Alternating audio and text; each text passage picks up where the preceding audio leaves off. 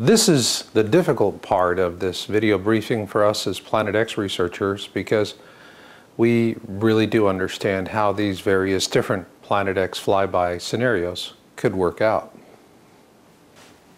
I can remember back in 2003 when I was making guest appearances on Coast to Coast and saying clever things like, the surface of the Earth could wiggle like a bowl of jello. With a comfortable distance of time, such clever radio sound bites were all too easy. Yet as clever as they were, perhaps it turns out they could be closer to what may happen than I could have imagined. In February of this year, we published a report with 8 different flyby scenarios, ranging from the best case to the worst case. I strongly urge you to view that video if you have not already done so. In this video briefing, I'm going to take a look at what could be a likely worst-case scenario. I want to strongly emphasize to you before I do this that there is no true likely worst-case scenario. This is an unstable object, it's a fast mover, and things could change at any time. I want to strongly urge you, the viewer, to understand that when Planet X crosses the ecliptic, you will go into an area we call the kill zone. We fully explained the kill zone in our February 2009 report. For now, what we need to keep in mind is that this is when the worst case, or the best case scenario for that matter, will occur. Assuming there can only be one best case scenario and likewise one worst case scenario, the odds of one of the other happening is 50-50. This is because a best case scenario can only happen if Planet X passes through the kill zone while it is on the side of the Sun opposite from Earth.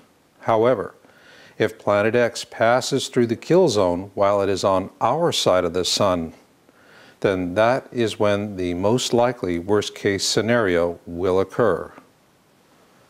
As we have stated in this video and countless other times, this object is a fast mover in a comet-like orbit, and it is unpredictable. So a definitive estimate as to whether we'll have a best case or a worst case scenario is virtually impossible. Even if we could somehow manage to connect all of the computers in the world together to form one massive computing machine, it would be hard-pressed to better our 50-50 odds at this time. Because of these limitations, the best we can do now is to prepare for the worst and hope for the best. And there's only one way we can really do that at this point in time. We must look beyond the limits of traditional science into a realm of inquiry where we take into account prophecies from the Holy Bible, Mother Shipton, Nostradamus, Leonardo da Vinci, and many others.